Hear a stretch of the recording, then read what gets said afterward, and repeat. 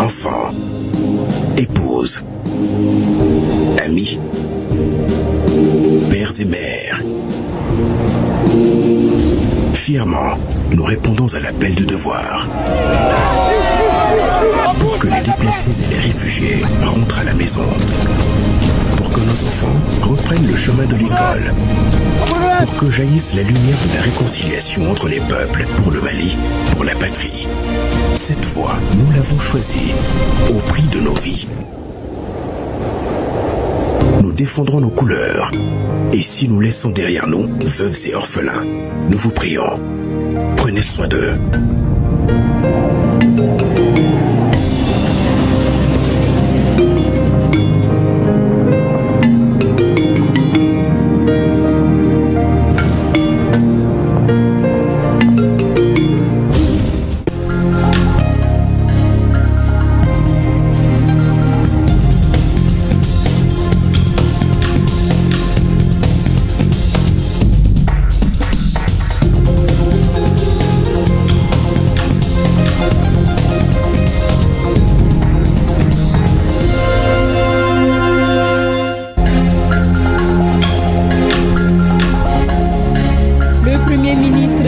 L'administration territoriale et de la décentralisation est arrivé ce jeudi à Osaka, au Japon.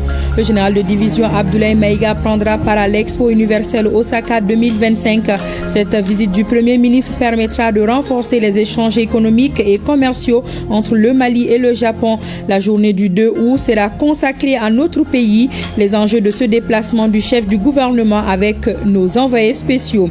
Elles ont été à l'avant-garde de tous les combats. Les femmes africaines sont magnifiées ce 31 juillet 2025, 51 ans après le premier congrès de l'Organisation panafricaine de la femme à Dakar. La journée est célébrée au Mali sous le thème « Faire avancer la justice sociale, économique et environnementale pour les femmes du Mali à travers la promotion de leurs droits ». La cérémonie a regroupé autour des membres du gouvernement, des partenaires techniques et financiers.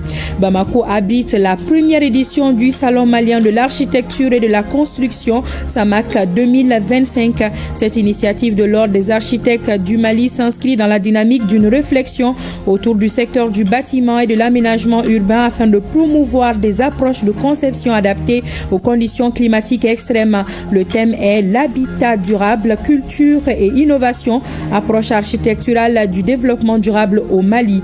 Au Mali, 3 millions de personnes vivent avec différentes formes d'hépatite. Des chiffres fournis par l'Organisation mondiale de la santé à la faveur de la journée de lutte contre cette maladie. Face à l'ampleur du phénomène, le ministre en charge de la santé tire la sonnette d'alarme, d'où le choix du thème « Une génération sans hépatite agissant dès la grossesse ». Il n'y a pas de lutte qui puisse aboutir sans la participation des femmes aux côtés des hommes. Bonne fête à toutes les femmes africaines et singulièrement celles du Mali. Chers téléspectateurs, bonsoir et très ravi de vous servir. Nous recevons Mamadou Koni à l'instant. Bonsoir. Bonsoir Awama. Avec vous un décret présidentiel. Bonsoir à tous. Décret numéro 20-25-05-27 PTRM du 31 juillet 2025 portant convocation du Conseil national de transition en session extraordinaire. Le président de la transition, chef de l'État, vu la Constitution, vu la charte de la transition révisée, décrète. Article 1er. Le Conseil national de transition est convoqué en session extraordinaire le vendredi 1er août 2025. Article 2. L'ordre du jour de cette session porte sur l'examen des projets de loi ci-après. Projet de loi portant charte nationale de la paix et de la réconciliation nationale. Projet de loi portant règlement du budget d'État 2020. Projet de loi portant règlement du budget d'État 2021. Projet de loi portant règlement du budget d'État 2022. Projet de loi portant création de la Direction générale de l'administration pénitentiaire. Projet de loi portant création du commandement des opérations spéciales. Projet de loi portant modification de l'ordonnance numéro 2023-001 PTRM du 12 janvier 2023, modifiée, portant création du Centre de recherche et de formation pour les industries légères et textiles. Projet de loi portant ratification de l'ordonnance numéro 2025-023 PTRM du 16 juillet 2025, autorisant la ratification de l'accord de financement additionnel du projet de résilience urbaine de Bamako-Priba, signé à Bamako le 21 mai 2025 entre le gouvernement de la République du Mali et l'Association internationale de développement IDA. Projet de loi organique déterminant les modalités d'application de l'article 153 de la Constitution relatif à l'exception d'inconstitutionnalité. Article 3. Le présent décret sera enregistré et publié au journal officiel. Bamako, le 31 juillet 2025, le président de la transition, chef de l'État, général d'armée Assimi Goïta. Voilà, Awama, c'était le décret présidentiel convoquant le Conseil national de transition en session extraordinaire à partir de demain, 1er août. Merci bien, Mamadou Koné. Suite de cette édition, le Premier ministre, ministre de l'administration territoriale et de la décentralisation, le général de division Abdoulaye Maïga est arrivé à Osaka, au Japon. Il a été accueilli par les ambassadeurs du Mali au Japon, celui du Japon au Mali et la conseillère diplomatique du président de la transition. Le chef du gouvernement participe au nom du président de la transition, le général d'armée Assimi Goïta, à l'Expo universelle Osaka 2025. Le thème central de cette édition est « Concevoir la société du futur, imaginer notre vie de demain ». Chaque exposition s'articule autour d'un thème qui lui est propre et vise à impacter le progrès humain de façon durable. L'objectif de la participation du Mali est de promouvoir l'offre de biens et services maliens à travers les réunions et rendez-vous d'affaires prévus. Et la journée du 2 août est consacrée à notre pays. Le Premier ministre est accompagné par plusieurs membres du gouvernement et des opérateurs économiques. Osaka constitue donc la première étape du périple du Premier ministre, ministre de l'administration territoriale et de la décentralisation. Le général de division Abdoulaye Maïga au Japon. Au Japon, le Premier ministre prendra part à l'Expo universelle Osaka 2025, placé sous le thème « Concevoir la société du futur, imaginer notre vie de demain ». Une journée sera consacrée au Mali à l'Expo universelle Osaka 2025. Après le pays du soleil levant, le général de division Abdoulaye Maïga représentera le président de la transition à Awaza au Turkménistan à la 3e conférence des Nations Unies sur les pays en développement sans littoral. Voyons les enjeux de la participation malienne à ces deux événements avec nos envoyés spéciaux Mamari Koni et Aliou Touré. C'est la ville d'Osaka au Japon, en Asie de l'Est, qui sera la première étape de cette visite du Premier ministre et chef du gouvernement. À Osaka, le général de division Abdoulaye Maïga prendra part à l'Expo universelle Osaka 2025. Le thème central de cette édition est « Concevoir la société du futur, imaginer notre vie de demain ». L'objectif de la participation du Mali est de promouvoir l'offre de biens et services maliens à travers les réunions et rendez-vous d'affaires prévus. Cette participation sera marquée par la journée du Mali le 2 août 2025 qui sera couronnée par une nuit artistique et culturelle dénommée la Nuit du Mali en écho à l'année de la culture proclamée par le président de la transition, le général d'armée Assimi Goïta. Lors de cette soirée se produiront plusieurs artistes maliens comme Cheikh Tidiane Seck, Baba Salah, Delphine Munkoro, Habib Kouété, Bala Tonkara, entre autres. Ce moment offre une vitrine aux talents et aux richesses culturelles de notre pays tout en soutenant son rayonnement sur la scène internationale. Le Mali y voit une opportunité de renforcer ses relations avec le Japon et les autres participants tout en attirant les investisseurs dans divers secteurs clés, notamment le commerce et l'industrie. À Awaza, au Turkménistan, en Asie centrale, le général de division Abdoulaye Maïga représentera le président de la transition à la 3e conférence des Nations Unies sur les pays en développement sans littoral. Cette conférence placée sous le thème « Favoriser le progrès par le biais de partenariats » a pour objectif de procéder à un examen de la mise en œuvre du programme d'action de Vienne en faveur des pays en développement sans littoral pour la décennie 2014-2024, d'adopter un nouveau cadre de soutien international afin de répondre aux besoins spécifiques des 10 pays. Et enfin définir un plan d'exécution du nouveau programme d'action adopté le 24 décembre 2024 par l'Assemblée générale des Nations Unies. La participation du Mali à cette conférence sera l'occasion pour le Premier ministre et certains membres du gouvernement de présenter aux partenaires au développement ainsi qu'au secteur privé les opportunités d'investissement dans les domaines des transports, des infrastructures, du commerce et de l'énergie afin de susciter leur accompagnement dans le cadre du nouveau programme d'action en faveur des pays en développement sans littoral. Cette visite du Premier ministre devrait permettre de rencontrer des partenaires sincères du Mali engagés pour le développement de notre pays et la Russie fait partie de ces partenaires. La preuve, des investisseurs russes et des cadres de l'administration malienne étaient en visite dans la capitale de l'or blanc. La délégation a visité le site devant abriter la nouvelle usine de filature. La visite de l'usine 4 de la CMDT a été la seconde étape de ce périple. Les échanges ont porté sur les installations et l'égrenage du coton, le compte-rendu de Brahima Kouné et Amadou Doulou. Une mission composée d'investisseurs russes et des cadres maliens des ministères en charge de l'industrie et de l'agriculture est venue voir le site devant abriter l'usine de filature de Koutiala à Sinzina. Accompagnée des autorités régionales de Koutiala, la mission a apprécié le site de 42,5 hectares à sa juste valeur. Ainsi, selon le chef de mission Lassine Koulibaly, chargé de mission au ministère de l'Industrie et du Commerce, le constat de la mission est satisfaisant en ce sens que le terrain n'est pas argileux. Après avoir certifié que ce site répond aux normes, la mission est passée à l'usine 4 de la CMDT. Elle a visité les installations et les balles de coton pour s'imprégner des réalités des usines, égrenant la matière première qui permettra à l'usine de filature de tourner à la satisfaction des besoins des Maliens. L'un des temps forts de cette visite, c'est l'échange d'expériences sur place en matière d'usine et d'égrenage du coton. Un échange perçu comme un signe annonciateur d'un partenariat gagnant-gagnant entre Russes et Maliens. D'un partenaire à un autre et toujours dans le souci de la stabilité du Mali, la société Topaz Multi-Industrie SA a remis ce matin 6 ambulances et autant de véhicules de police au ministère de la Santé et du Développement social et celui en charge de la sécurité. Les véhicules renforceront le système d'évacuation sanitaire et contribueront à aider le Mali dans la lutte contre le terrorisme. Le reportage de Harry Djoumatina.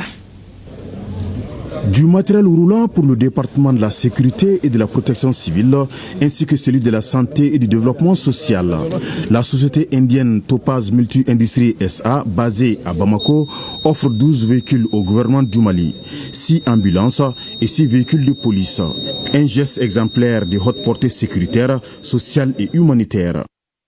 Ces véhicules de police qui viennent combler un besoin urgent amélioreront les moyens opérationnels de notre police nationale qui se bat au quotidien pour mieux protéger nos concitoyens, lutter contre le terrorisme et le banditisme sous toutes ses formes et sécuriser notre territoire national. S'agissant des ambulances, comme vous pouvez bien l'imaginer, elles renforceront les capacités de réponse de nos services de santé et permettront de sauver des vies humaines par l'évacuation des patients.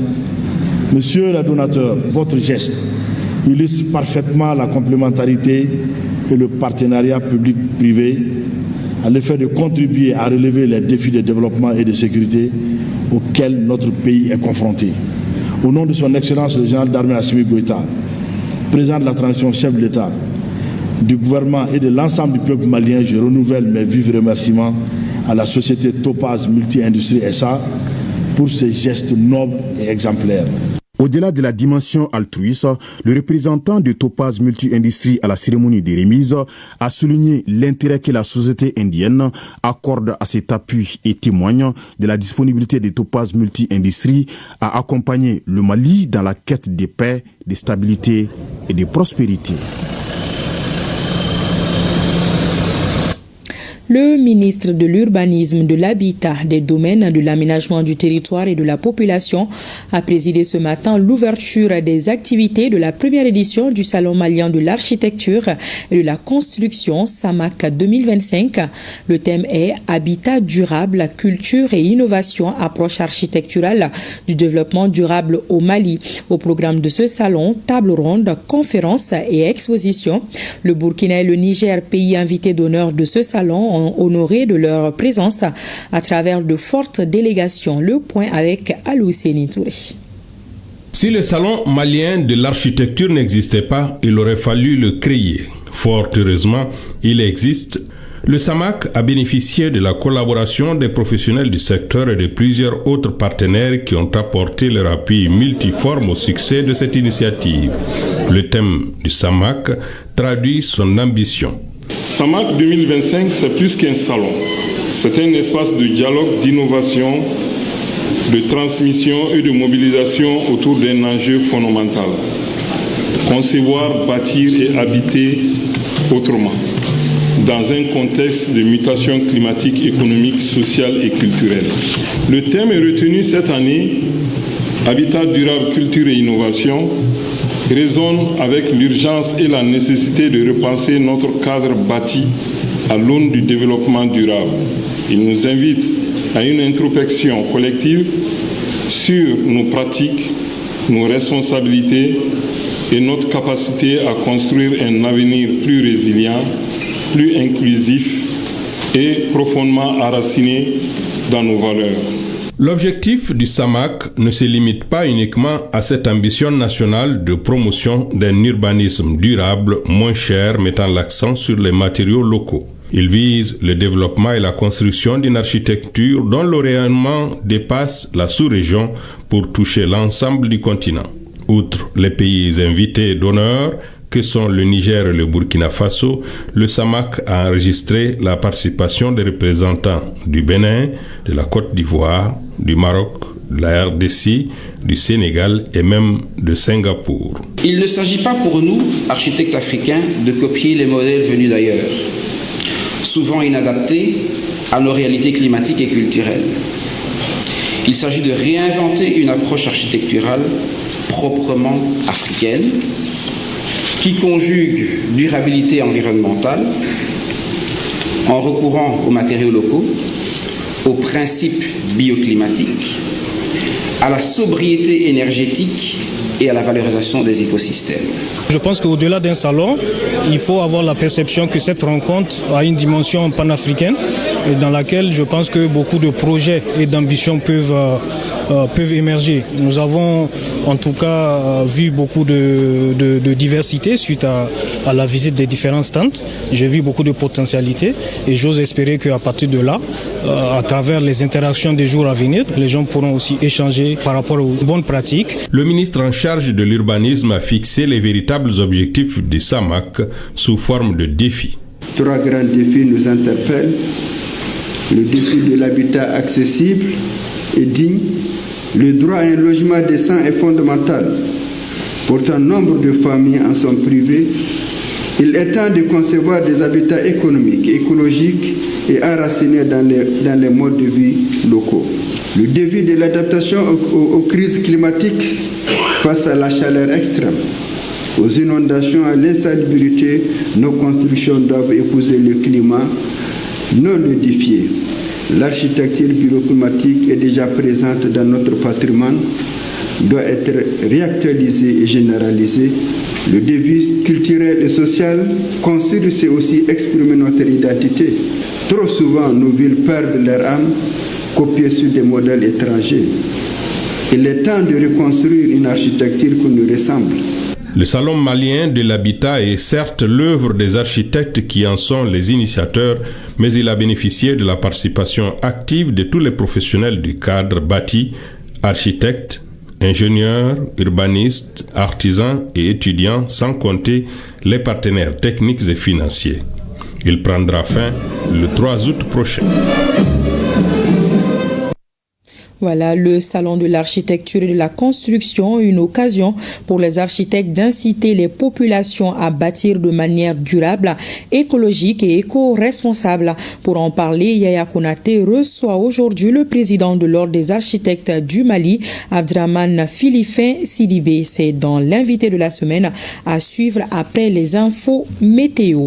Awa Keita, So Astan Koulibaly, Awa Traveli, des noms inscrits en lettres d'or dans les annales à Dar es Salaam en Tanzanie lors de la conférence des femmes africaines le 31 juillet 1962.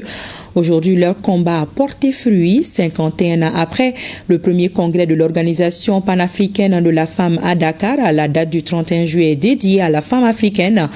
Le Mali célèbre la journée sous le thème « Faire avancer la justice sociale, économique et environnementale pour les femmes du Mali à travers la promotion de leurs droits ». Occasion pour le gouvernement et les partenaires techniques et financiers de faire le point des acquis, les défis et les perspectives. Au cours de la cérémonie, des attestations de reconnaissance ont été décernées à certaines personnes qui œuvrent pour la promotion des droits de la femme et l'ERTM était fortement représenté avec une dizaine d'attestations reçues. La direction de l'ERTM a donc été honorée. Retour sur la cérémonie avec Sokona Kamisoko.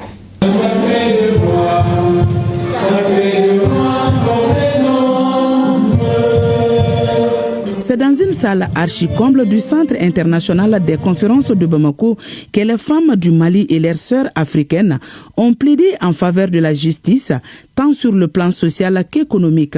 Selon un constat presque unanime, malgré les progrès réalisés en matière de leadership et de participation des femmes à la vie publique, le chemin reste encore long à parcourir. La célébration du 31 juillet est donc une tribune bien indiquée pour débattre de leurs préoccupations. L'événement se tient cette année autour du thème « Faire avancer la justice sociale, économique et environnementale pour les femmes du Mali à travers la promotion de leurs droits ». L'édition 2025 de la Journée panafricaine des femmes vise à promouvoir la justice sociale et économique pour les femmes africaines et à célébrer leurs contributions historiques et actuelles à la libération et au développement du continent. Honorables invités, Madame les ministres, les femmes et les filles africaines ont été particulièrement affectées par les injustices historiques, notamment l'exploitation économique et sociale, la dépossession des terres et, entre autres, la violence basée sur le genre. Ces injustices sont exacerbées par les normes patriarcales et les systèmes économiques néocoloniaux qui entretiennent la pauvreté et la marginalisation. Les réparations doivent être comprises non pas comme une compensation financière, mais comme un processus holistique qui restaure la dignité, corrige les inégalités socio-économiques et garantit une gouvernance sensible au genre. Pour consolider les acquis de 33 ans de combat, les acteurs de lutte s'accordent sur une synergie d'action et conviennent d'emboîter le pas aux précurseurs pour une autonomisation réelle de la femme africaine. Au plan social, les femmes et les filles font encore face à de nombreux défis liés notamment aux violences basées sur le genre, à l'accès limité à l'éducation, à la santé, à la justice, au mariage des enfants, entre autres. Sur le plan économique, les défis rencontrés sont surtout l'accès aux opportunités économiques, au financement, à la formation, à l'emploi, à la propriété foncière, au marché public et les travaux de soins non rémunérés, entre autres.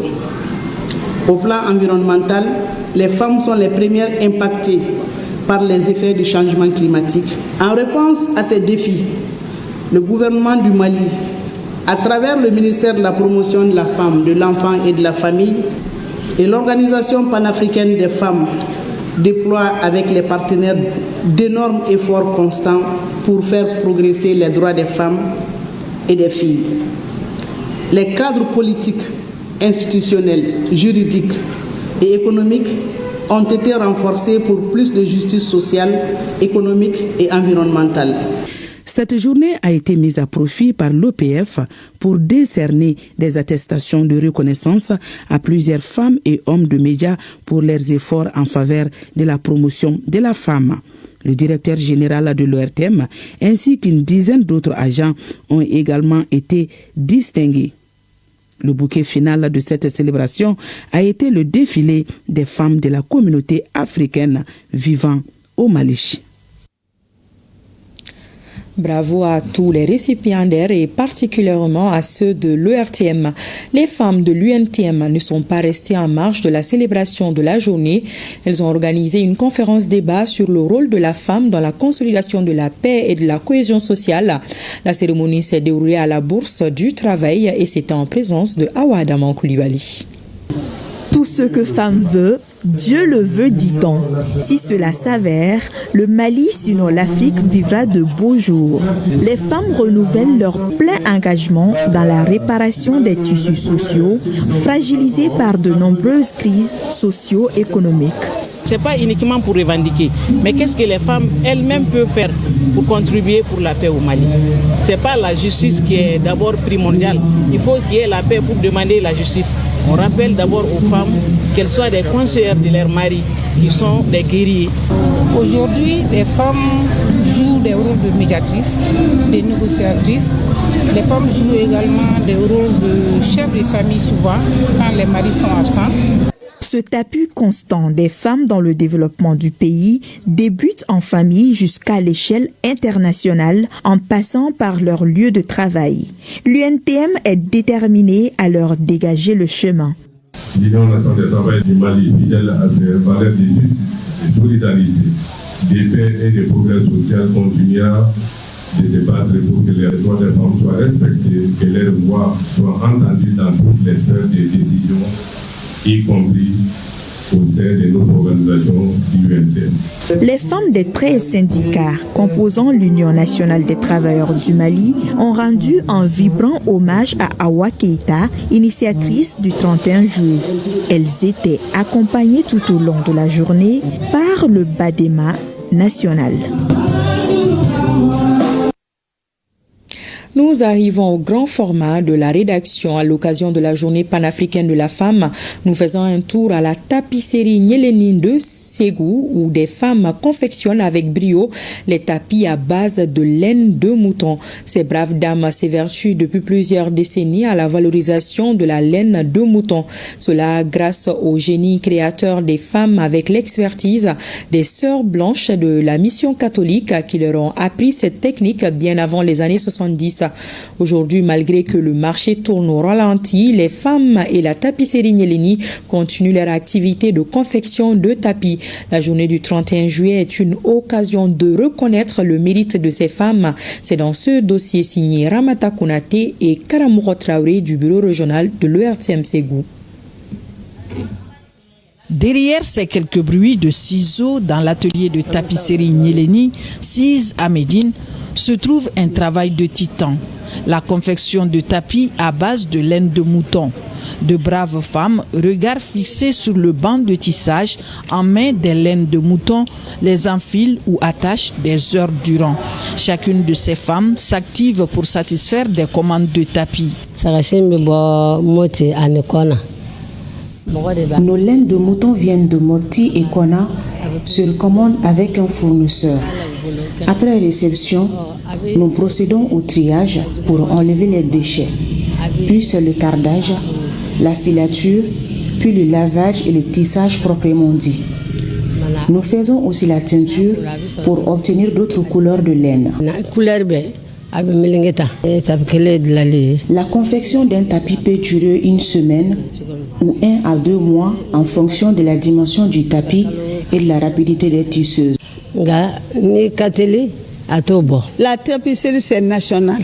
Il n'y a pas d'autres tapisseries à d'autres régions, sauf Ségou. C'est Ségou qui a la tapisserie. Même la tapisserie de Ouagadougou, ça vient de la tapisserie de Ségou. La tapisserie Nyeleni de Ségou vient de loin. Elle émane de l'ex-centre de formation artisanale et ménagère, sise au centre Gabriel Cissé. Moi, j'ai commencé la tapisserie en 1968. Et j'ai quitté l'école, je suis venue à la mission catholique et j'ai eu à apprendre la tapis. Tu faisais l'apprentissage sans salaire. Nous avons hérité de la tapisserie Nyeleni avec les sœurs blanches à la mission catholique. Ces femmes y ont initié nos mamans. Moi-même jeune, j'y ai travaillé. L'atelier était basé au centre Gabriel Cissé. Gabriel Cissé, aucun atelier. Oh ça, comme sœur blanc, mais l'homme n'a rentré. Oh, coco kayoronyeko tapisserie d'aiblé. Avant leur rentrée, les sœurs blanches ont demandé à ouvrir la tapisserie ailleurs et ont financé la construction de cet atelier ici à Médine. Sa garde fut confiée à la vieille Marianne Koulibaly à l'époque. On gagne par tâche. Quand tu fais même 1000 arrangés, on te paye ça. Quand tu fais 5 arrangés, on te paye ça. Les filatures sont payées par kilo, les laveuses sont payées par kilo et les tisseuses sont payées par arrangé. Mais ici, on a ouvert à Nyeleni, tapisserie Nyeleni en 82. Ça marchait beaucoup. Il y avait les étrangers qui viennent commander 2, 3 tapis. Ensemble, on fait l'avance à 50%. À la fin, quand tu viens récupérer tes tapis, tu payes les restes. À l'époque, il y avait plus de 70 femmes à la tapisserie contre 25 aujourd'hui, hormis nos collaboratrices dans les villages. Nos clientes étaient surtout des étrangers. À cause de l'insécurité depuis 2012, ce n'est plus le cas. La rareté des commandes et bien d'autres difficultés menacent la tapisserie. Comme difficulté, on note le manque de laine de mouton souvent à Kona à cause de l'insécurité, le manque de personnel jeune. Les jeunes sont pressés de s'enrichir.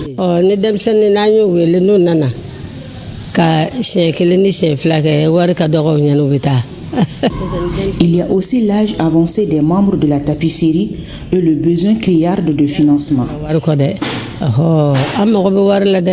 D'où ces cris de cœur de nos dames Nyéléni.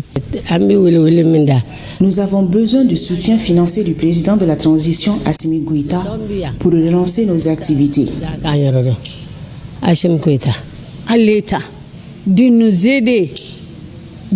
aider à nous fournir la laine, les fils, à la fin l'achat. Il faut que l'État achète nos tapis. Quand c'est quel tapis? Ça vient de notre pays. Bon, ça vient de la 4e région, Ségou. C'est une fierté. Au-delà de cette satisfaction morale, revitaliser cet atelier de tapisserie contribue à créer de l'emploi pour les jeunes et à exporter ces tapis made in Mali. Il y va du renouveau de notre pays. Tout à fait, Ramata Konaté. Et à l'occasion de la journée panafricaine des femmes, le réseau des femmes africaines ministres et parlementaires du Mali adresse ses encouragements à toutes les femmes du Mali et d'Afrique. Il les invite à poursuivre le combat des années pour un Mali souverain et uni dans la paix. La ministre de l'Entrepreneuriat national, de l'Emploi et de la formation professionnelle est à Kaya pour une série d'activités. Oumou Salsek a procédé ce jeudi au lancement de la séance d'information et de sensibilisation sur l'entrepreneuriat jeune à Kaya. Objectif à développer une véritable culture entrepreneuriale chez les jeunes, les élèves et les étudiants en vue de leur fournir les outils, les connaissances pour bâtir une économie résiliente et compétitive. Le reportage de Kansutu Kanouti. Le ministre de l'Entrepreneuriat national, de l'Emploi et de la formation professionnelle est à Kaya depuis ce mercredi avec un agenda très chargé. Plusieurs activités sont au programme de cette visite, dont ce lancement de la séance d'information et de sensibilisation sur l'entrepreneuriat jeune à Kaya. Cette initiative s'inscrit dans le cadre de la mise en œuvre des orientations des plus hautes autorités du pays, en particulier celle du président de la République du Mali, général d'armée Assimi Goïta, et du général de division Abdoulaye Maïga, premier ministre, chef du gouvernement. L'objectif de cette séance est de développer une véritable culture entrepreneuriale chez les jeunes, notamment les élèves et les étudiants. Il s'agit de leur fournir les outils, les connaissances et les informations pratiques sur les nombreuses opportunités offertes par l'entrepreneuriat, devenu un levier essentiel pour leur insertion dans le tissu économique national. Même ceux qui ne sont ni élèves ni étudiants sont au même titre, au même niveau concernés par ce programme. Au cours de cette journée, les jeunes de Kaya auront l'opportunité d'échanger sur des thématiques, à savoir les fondements de l'entrepreneuriat, les étapes de la création d'entreprises, l'identification des secteurs porteurs, les démarches administratives à entreprendre, les mécanismes d'accompagnement et de financement existants, les produits du programme Emploi Jeune, notamment les stages de qualification et de formation professionnelle. Ces échanges visent à doter les jeunes participants de compétences concrètes pour structurer et porter des projets viables, adaptées aux réalités économiques locales. Rappelons qu'auparavant, Mme Oumou Salsek avait visité d'abord les locaux des structures régionales relevant de son département, suivi d'une rencontre avec les directeurs des services déconcentrés de son ministère. Avant d'aller saluer les notabilités de la ville, un exercice fortement salué par celles-ci qui, en retour, ont fait des bénédictions. Le Mali a célébré ce jeudi la journée mondiale contre l'hépatite sous le thème « Une génération sans hépatite agissant dès la grossesse ». Le choix du thème s'explique par le nombre élevé de malades de l'hépatite. Selon les dernières statistiques de l'OMS, le Mali enregistre 3 millions de malades. Face à l'ampleur du phénomène, le gouvernement, avec l'appui de ses partenaires, s'engage à éliminer la maladie d'ici à 2030. Le reportage de Inaba. Le Mali célèbre chaque année la journée mondiale contre l'hépatite le 28 juillet. La commémoration constitue une opportunité pour les communautés du monde entier de se mobiliser et sensibiliser l'opinion publique sur la problématique de ces fléaux qu'est l'hépatite et de promouvoir les actions nécessaires pour la combattre. Oui, il y a des avancées. Cependant, la lutte continue, car conformément à notre but et à nos objectifs, il reste encore beaucoup de choses à mettre en place. Cependant, ces traitements, hélas, sont coûteux et non disponibles chez nous. Madame le ministre de la Santé et du Développement social, les personnes infectées et affectées, attendez-vous une attention toute particulière afin de voir le traitement des hépatites pris en compte par l'assurance maladie obligatoire.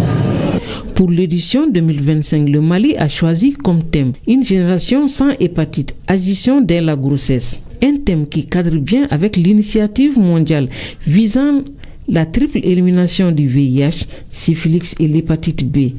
Selon l'OMS, plus de 70 millions de personnes vivent avec une hépatite chronique B ou C, dont 3 millions au Mali. Pour réussir cette lutte, les pays doivent résolument s'engager à veiller à ce que la dose de naissance du vaccin contre l'hépatite B soit administrée à chaque nouveau-né, intégrer systématiquement le dépistage et le traitement de l'hépatite dans les soins de santé primaires courants. Les pays doivent s'engager à protéger les personnes vivant avec l'hépatite contre la discrimination dans les soins, pour l'accès également à l'emploi et dans la société. Considéré comme une menace de santé publique, notre pays s'est engagé dans la lutte contre l'hépatite virale en souscrivant à la stratégie mondiale de son élimination d'ici à 2030. Pour ce faire, un plan stratégique national intégré 2023-2026 a été élaboré pour ces pathologies. Ce plan vise, d'ici 2026, à réduire de 50% de l'incidence de l'hépatite B et C, réduire de 50% la mortalité et la morbidité liées à l'hépatite B et C, mettre en œuvre des principes de droits humains et d'égalité hommes-femmes dans la promotion et l'utilisation de l'offre des services de diagnostic et de traitement, une gouvernance efficiente et performante de la riposte nationale contre l'hépatite virale. Malgré l'insuffisance de financement pour soutenir la lutte contre l'hépatite, la Namibie a reçu la certification de niveau argent de l'OMS pour avoir éliminé la transmission mère-enfant de l'hépatite B. Le Mali prépare le 5e cycle de l'examen périodique qui est prévu courant 2027-2028. Pour mieux préparer ce rendez-vous, le ministère en charge de la justice organise un atelier sur les recommandations du cycle précédent. La cérémonie était présidée par le secrétaire général du ministère de la Justice et des Droits de l'Homme. Le reportage de Mamadou Fani. Étape cruciale de l'évaluation du Mali en matière de droits de l'homme, la synthèse des données recueillies à mi-parcours du 4e cycle de l'examen périodique universel est un moment pour apprécier les efforts et progrès réalisés sur la situation des droits de l'homme au Mali. Il y a eu au total 275 recommandations qui ont été adressées à notre pays. Et sur ces 275 recommandations, notre pays a accepté de mettre en œuvre 222. Qui se décompose en 219 donc recommandations entièrement acceptées, mais 3 recommandations acceptées en partie, c'est-à-dire des recommandations à plusieurs volets. Mais globalement, les recommandations qui ont été acceptées sont des recommandations qui entrent en droite ligne de nos valeurs. Et celles qui ont été notées, c'est-à-dire rejetées au nombre de 53, ont été jugées non conformes à nos valeurs. Mais globalement, on peut déjà dire qu'il y a des recommandations qui sont entièrement mises en œuvre. À titre d'illustration, la recommandation qui demandait à notre pays de parachever l'adoption du code pénal et du code de procédure pénale. Ce deuxième atelier permettra, avec l'appui des différents partenaires, de mettre en commun les contributions des différents acteurs au processus d'élaboration du rapport national de mise en œuvre à mi-parcours des recommandations issues de l'examen périodique universel réalisé. L'organisation de cet atelier traduit la volonté des autorités maliennes de respecter les engagements pris lors du 3e cycle de l'EPU en 2018. Elle constitue également une étape clé dans le renforcement de la redevabilité et de la transparence dans la mise en œuvre des 223 recommandations. L'élaboration de ce rapport national de mise en œuvre à mi-parcours engage un processus d'intérêt national pour lequel l'ensemble des départements ministériels et des organisations de la société civile doivent contribuer pour la réussite du processus. Ces différentes contributions doivent parvenir dans les meilleurs délais possibles afin de pouvoir respecter l'échéance de fin août 2025, date avant laquelle le rapport national de mise en œuvre à mi-parcours doit être déposé. À l'issue de cet atelier, le Mali sera doté d'un rapport national qui sera présenté lors du 5e cycle de l'examen périodique universel prévu courant 2027-2028 à Genève.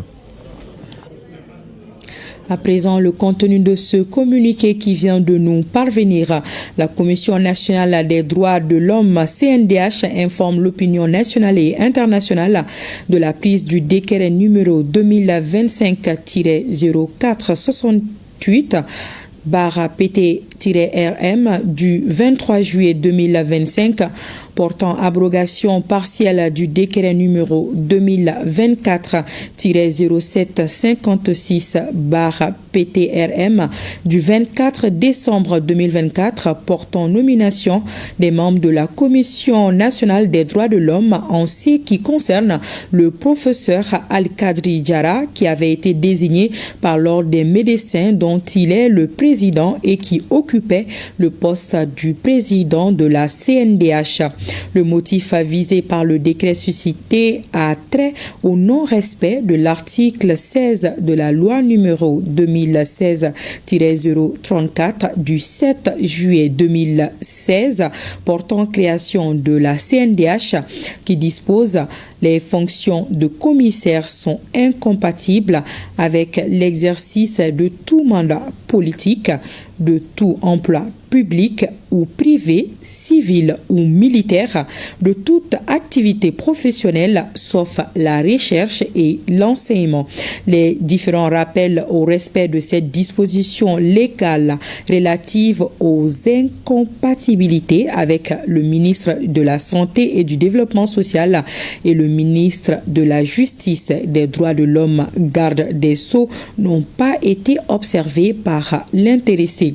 En conséquence, la CNDH tient à rassurer l'opinion nationale et internationale que cette abrogation n'affecte en rien l'indépendance, l'impartialité, l'organisation et le fonctionnement de la Commission.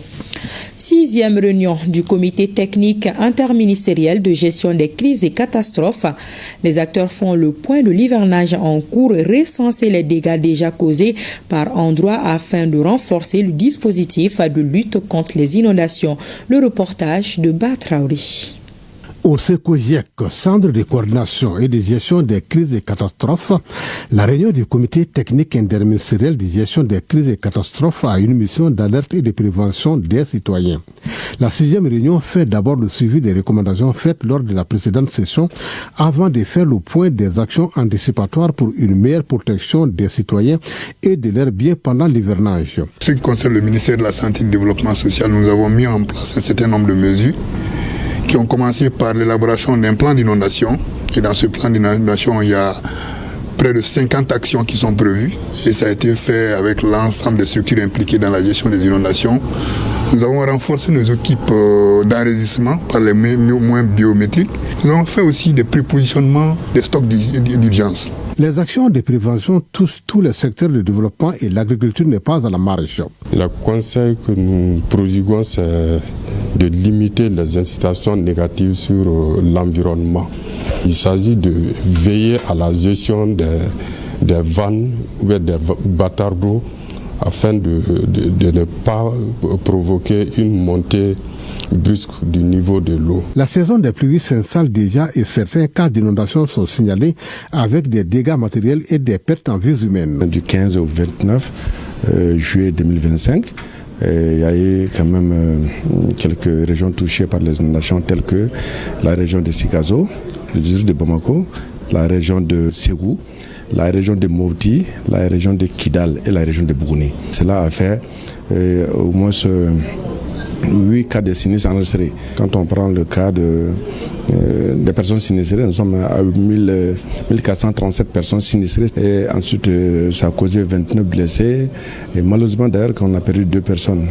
C'est vrai qu'il y a eu 2 décès sur les effondrements. Il y a au moins 217 maisons qui ont été effondrées. La réunion du comité technique interministériel se tient une fois par semaine et regroupe les représentants de plusieurs départements ministériels qui travaillent en étroite collaboration pour prévenir et minimiser les effets des risques et catastrophes en tout temps.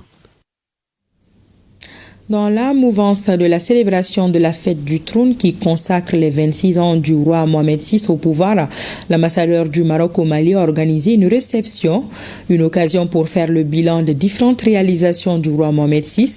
La réception a enregistré la présence de plusieurs personnalités, des représentants des organisations consulaires, diplomatiques et internationales accréditées au Mali. C'était en présence de Youssouf Diakité. Cette année 2025, la fête du trône célèbre le 26e anniversaire de la gouvernance de Sa Majesté le roi Mohamed VI. L'événement est marqué ici au Mali par une réception organisée par l'ambassadeur du Maroc à sa résidence. Une opportunité de magnifier le partenariat stratégique entre le Mali et le Maroc. Le Mali est le premier pays bénéficiaire de ce programme et le seul pays avec lequel le Royaume a renouvelé l'accord par 2 fois. Témoignons ainsi de la solidité des liens entre nos 2 pays et de leur engagement commun dans la prévention de l'extrémisme sous toutes ses formes. Sur le plan de la coopération militaire, nos 2 pays ont franchi une nouvelle étape en février 2025 à travers la première réunion de leur commission mixte, conclue par un mémorandum d'entente destiné à renforcer la capacité des forces armées maliennes et à structurer un partenariat stratégique. La réception a enregistré la présence de plusieurs membres du gouvernement malien. Témoignage de la bonne santé de la coopération Mali-Maroc. Dès le 7e siècle, le Mali et le Maroc étaient des acteurs majeurs du commerce transsaharien qui a fait la renommée des villes telles que Tombouctou et Djenné au Mali, Fès et Marrakech au Maroc. Ainsi liés par l'histoire, une longue tradition de coopération, mais aussi un brassage naturel et culturel de toutes nos populations, nos 2 pays partagent des visions communes et restent déterminés à œuvrer pour la consolidation, mais aussi le renforcement des relations dans de nombreux domaines qui unissent nos 2 pays. Étaient également présents les représentants des organisations internationales accréditées au Mali. Les voix du monde se révoltent contre le blocus médiatique et ça se passe à Caracas, au Venezuela. 120 journalistes et communicateurs venus de 50 pays du monde unissent leurs voix pour défendre la liberté d'expression, l'accès à la vérité, à la paix et à un avenir libre de toute toute manipulation. C'est à la faveur du forum international intitulé La Voix du Nouveau Monde, une rencontre qui mise sur l'union des hommes de médias à travers la création d'une alliance des journalistes pour la communication dans les pays du Sud afin de lutter contre le blackout médiatique. Le Mali est présent à cette rencontre à travers le directeur général de l'ORTM, Hassan Baba Djombélé, envoyé spécial à Caracas, Barakissa Ouattara. À Caracas, la capitale vénézuélienne, la révolution médiatique est en marche. Ce mercredi, les journalistes du monde entier ont répondu présents. Il s'agit des pays d'Afrique, des Caraïbes, la Russie et les pays de l'Extrême-Orient. Au moins 200 professionnels de médias ont élevé la voix contre le blocus médiatique, une arme redoutable en temps de guerre et dont plusieurs pays du Sud sont victimes. Le Forum international des voix du Nouveau Monde appelle donc à l'alliance des journalistes pour défendre la liberté de la presse et lutter contre le blackout médiatique imposé par la presse hégémonique. Plusieurs thématiques ont été abordées au cours de cette rencontre.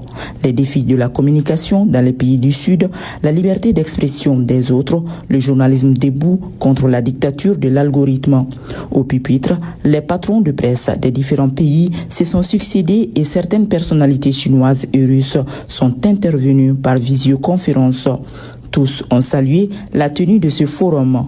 À la Voix du Nouveau Monde, le Mali, à travers le directeur général de l'ORTM, a joint la sienne pour dire non à la désinformation et à la manipulation de l'information. Mais comme vous le savez, sûrement depuis plus d'une décennie, notre pays fait face à une agression terroriste. Pour faire face à l'ennemi, certains États du Sahel, notamment le Mali, le Burkina Faso et le Niger, ont décidé de fédérer leurs efforts pour lutter efficacement contre cet ennemi envahisseur. Ils ont décidé de quitter la communauté des États d'Afrique de l'Ouest, la CEDEAO, et de mettre en place une confédération. C'était exactement le 6 juillet 2024 à Niamey au Niger.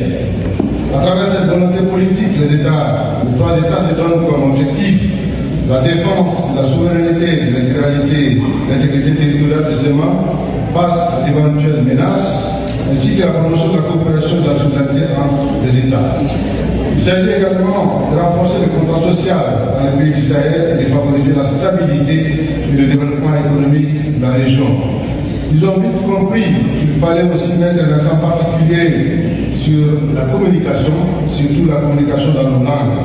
C'est ainsi qu'à l'image de cette décision politique et souveraine, et pour promouvoir et développer le secteur de l'audiovisuel, les trois médias publics de la Confédération, notamment la radio-télévision de Burkina Faso, l'Office de radio-télévision du Mali et la RTL, la radio-télévision du Niger, ont signé le 29 décembre dernier à Bamako une convention de partenariat.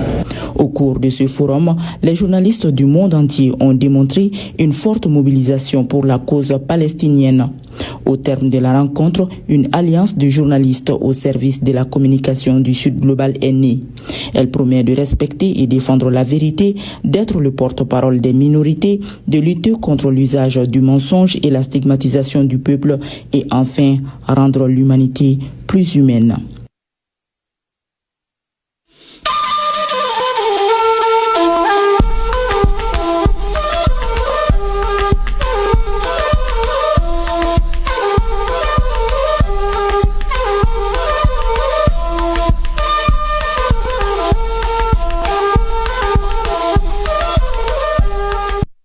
L'actualité dans les autres pays de l'AES nous conduit au Burkina.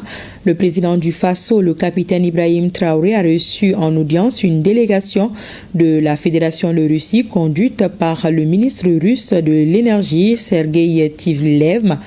Selon le chef de la délégation russe, il a été question d'échanger avec le président du Faso sur la mise en œuvre concrète des décisions prises par les présidents Poutine et Traoré dans le cadre de la coopération bilatérale. Le point de l'audience avec Moussaki. Bientôt, un laboratoire mobile microbiologique pour renforcer la coopération dans le secteur de la recherche sanitaire au Burkina Faso. À cette audience, le chef de la délégation russe remet au chef de l'État, le capitaine Ibrahim Traoré, le certificat de ce laboratoire. Le laboratoire que nous allons remettre au Burkina Faso le 1er décembre prochain permet d'effectuer 800 recherches par jour. Nous nous sommes engagés à former les spécialistes du Burkina Faso dans ce domaine. Cela va contribuer énormément à la préservation de la santé des populations. Un pas important qui ouvre les discussions entre les deux parties dans la capitale burkinabé. Il s'agit ici d'échanger sur la mise en œuvre concrète des décisions prises par les présidents Traoré et Poutine dans le cadre de la coopération bilatérale. La Russie est dans une réelle volonté de coopération avec tous les pays africains.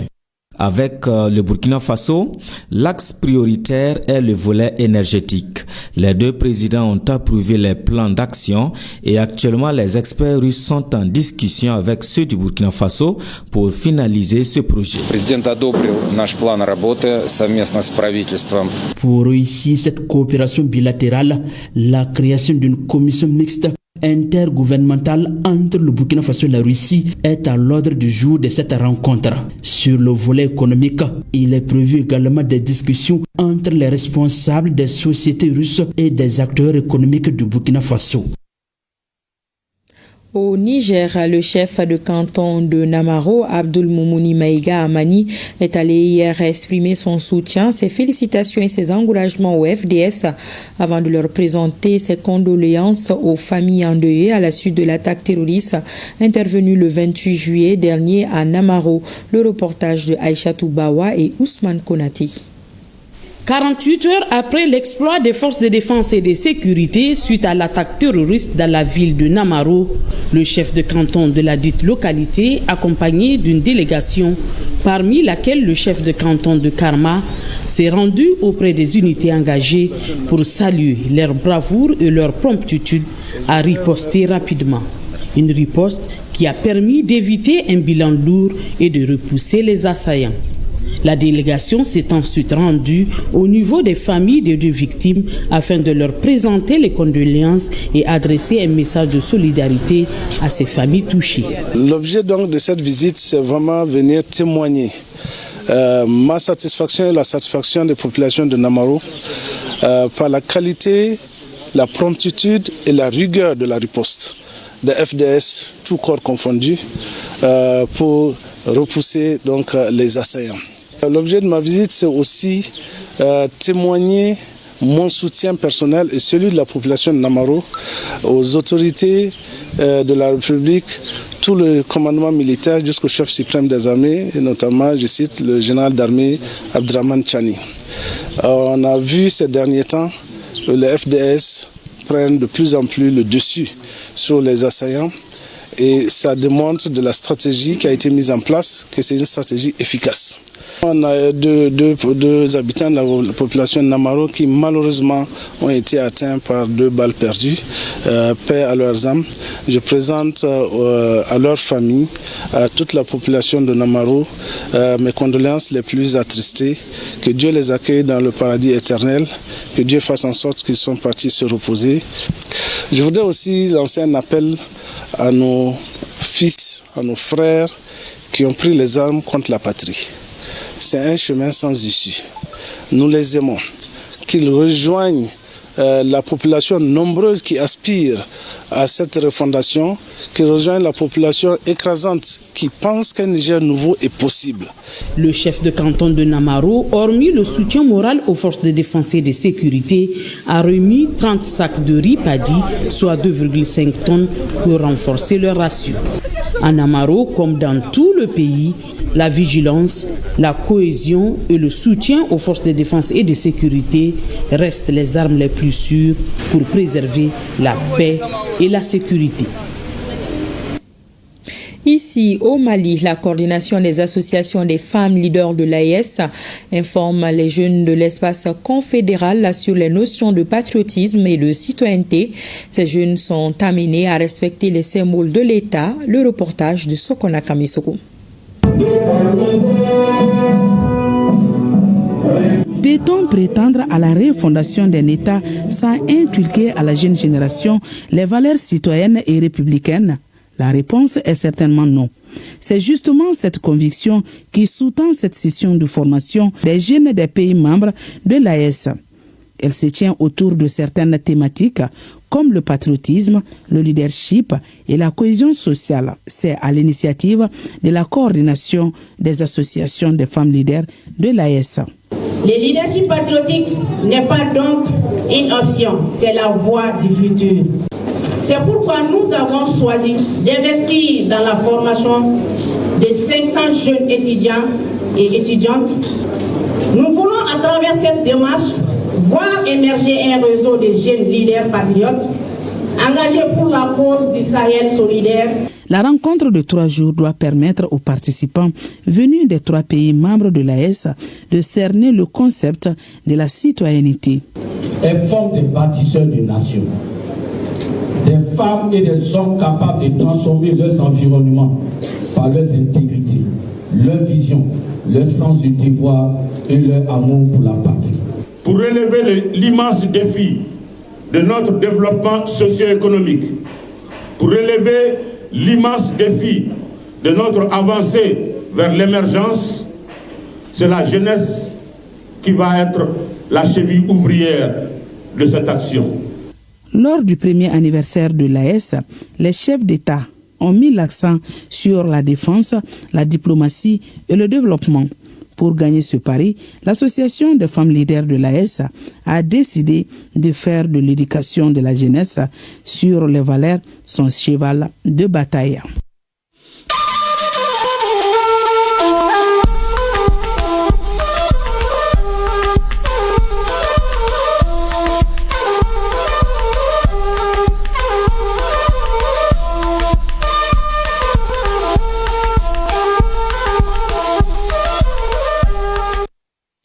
À retrouver dans vos kiosques le livre intitulé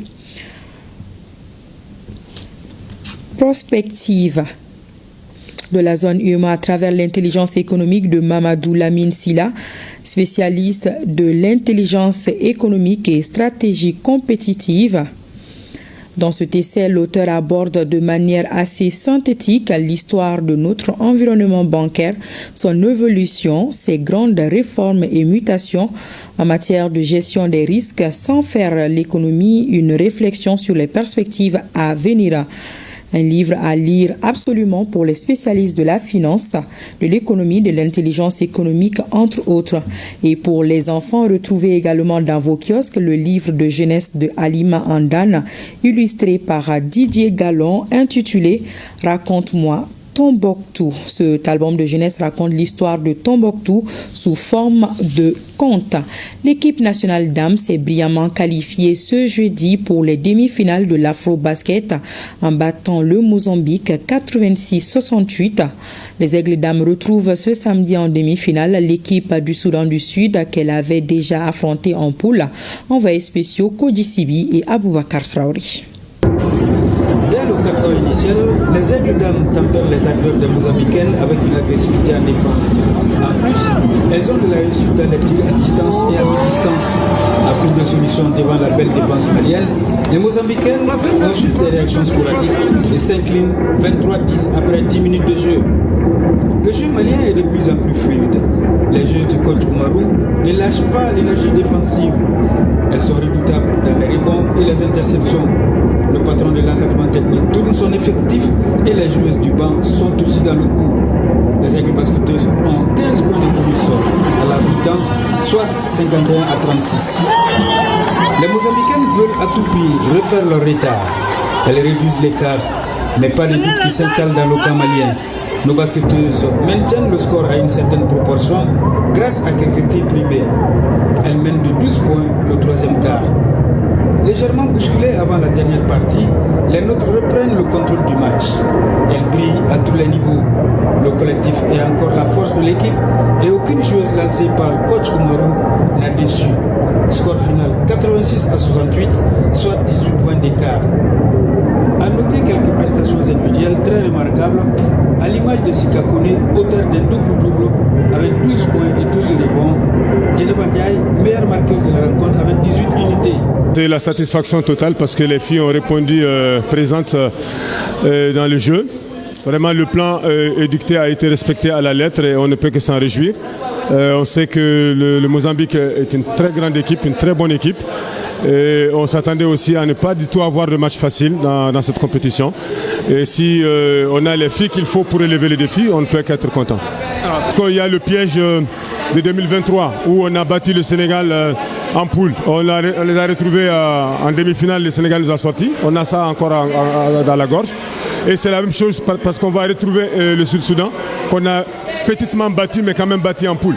Donc on va essayer de redoubler de vigilance, de redoubler d'efforts pour que cette fois-ci on sorte du piège sud-soudanais.